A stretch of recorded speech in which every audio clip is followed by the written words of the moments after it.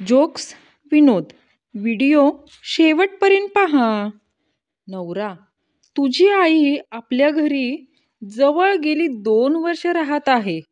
आता तिने दुसरीकडे घर बघावे हेच चांगले. बायको: काय? माझी आई? मला वाटलं होतं की ही तुमची आई आहे. गुरुजी: कंपासच्या साह्याने एक केंद्रबिंदू धरून वर्तुळ काढा.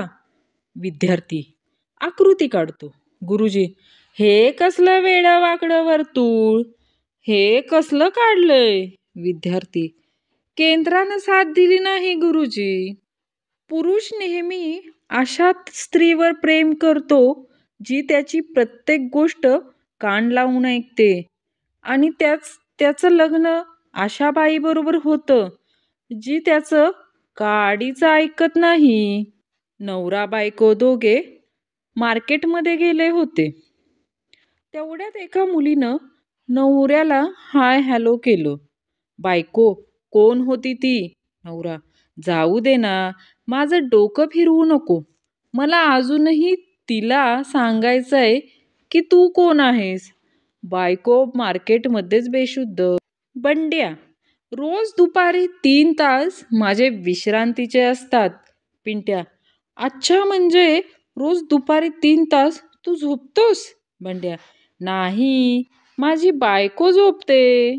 नवरा: आत्तापर्यंतच्या अनुभवावरून मला कळलंय की मूर्ख लोकांना सुंदर बायको मिळते.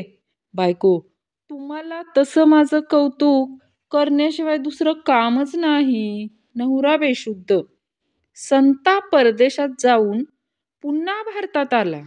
घरी आल्यावर बायकोला म्हणाला, मी परदेशी बाबूसारखा दिसतोय का? बायको: नाही. संता: मग लंडनमध्ये एक बाई मला विदेशी का म्हणत होती? जर तुमची बायको तुमचं ऐकत नसेल तर स्वतःला त्रास करून घ्यायची आणि काळजी करण्याची गरज नाही. सरळ दुर्लक्ष करा. कारण कोणाचीच बायको नवऱ्याचं ऐकत नाही आणि त्यावर काही इलाजही नाही. बायको: तुम्ही शेजारी गटणेंच्या बायकोच्या अंत्यसंस्काराला का गेला नाहीत? नवरा: कुठल्या तोंडानं जाऊ? त्यानं मला दुसऱ्यांदा अंत्यसंस्कारासाठी बोलवलं होतं, पण मी त्याला एकदाही बोलवू शकले नाही. नवऱ्याचं पुढं काय झालं अद्याप कळलं नाही. नवरा आणि बायको एका मॉलमधून शॉपिंग करून बाहेर पडतात. बाहेर पडताच एक आंधळा भिकारी त्यांच्या पुढं हात पसरतो. हे सुंदरी, आंधळ्याला 5 रुपये दे. नवरा लगेच बायकोला म्हणतो, देऊन टाक. बिचाराला खरोखरच आंधळा दिसतोय. नवरा थकून भागून घरी येतो आणि बायकोकडे पाणी मागतो. बायको: खूप तहान लागली का? बायकोचा हा प्रश्न ऐकून नवऱ्याची सटकते. नवरा: नाही, तहान नाही लागली. गळा चेक करायचा आहे. बघायचं आहे की कुठं लिकीज तर नाही ना. शांती त्याच घरात नांदते ज्या घरात नवरा बायको आणि मूल एकाच वेळी मोबाईलवर असतात. बाकी वास्तू शांती वगैरे सगळं आपापल्या श्रद्धा आहेत. रामू: बायको कुणाला म्हणतात माहीत आहे का? शामू: नाही यार, तूच सांग. रामू: मग ऐक. बायको ही एक अशी महाशक्ती असते जिनं नुसतं डोळे वटारून बघितलं तरी कारल्याच्या भाजीला शाही पनीरची चव येते. शामूने रामूचे पाय धरले. प्रियकर: प्रिये, मी तुला माझ्या ह्या हृदयाच्या कप्प्यात बंद केलं आहे. प्रेयसी: सोन्या, बंद कशाला केलंयस? मी तिथून जाणार थोडीच आहे. प्रियकर: नाही ग, बाकीच्या कप्प्यातील मुली बघशील ना म्हणून. प्रियकर: तू माझ्याशी लग्न करशील का? प्रेयसी: नाही. प्रियकर: का? प्रेयसी: माझ्या घरचे होकार नाही देणार. प्रियकर: कोण कोण आहे तुझ्या घरी? प्रेयसी: एक नवरा आणि 2 मुले.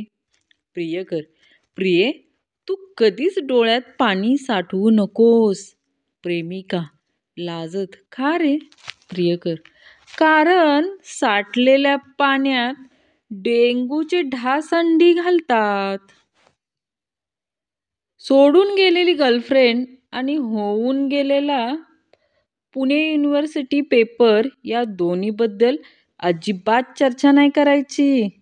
तिचं लग्न होईपर्यंत आणि रिझल्ट येईपर्यंत जाम त्रास होतो. ससा नेहमी धावतो, पळतो, तरतरीत राहतो. त्याचे आयुष्य असते 15 वर्ष. तेच कासव ना धावपळ करते ना उत्साही राहते. ते जगते 150 पेक्षा जास्त वर्ष. यावरून धडा घ्या की कामे धंदे सोडा, आराम करा आणि व्हॉट्सअप वापरा. एक माणूस फार हुशारी झाडत होता. लोखंडाला लोखंड कापत हिऱ्याला हिरा कापतो. तेवढ्यात मागून एक कुत्रा येतो आणि त्याला चावतो. पुणे स्मार्ट सिटी बनवण्याची घोषणा हास्यास्पदच आहे. हजारो वर्षापासून ओव्हर स्मार्ट असलेल्या या शहराचा अपमान आहे हा. पाने लिहायला किती दिवस लागतात? आन्सर.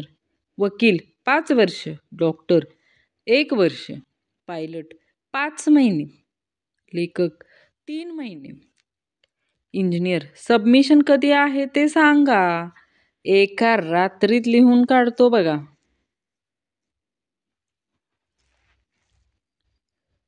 ॲडमिनला पोलीस अडवतो. पोलीस. गाडी गॅसवर आहे. ॲडमिन. नाही. पोलीस. मग डिझेलवर आहे. ॲडमिन. नाही हो साहेब. पोलीस. बरं मग पेट्रोलवर आहे. ॲडमिन. नाही. पोलीस. अरे मग कशावर आहे? ॲडमिन. हप्त्यावर आहे.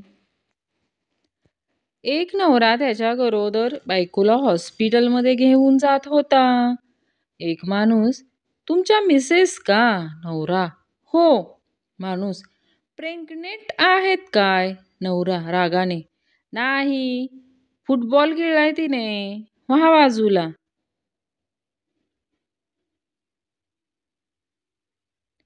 एक संख्या मनात धरा. तिच्या 3 मिळवा. आता आलेल्या संख्येची दुप्पट करा. त्यातून 7 वजा करा. आलेली संख्या एका कागदावर लिहा.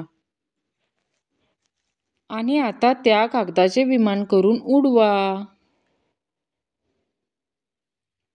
कधी नव्हे ते काल बायकोने पेपर वाचायला घेतला.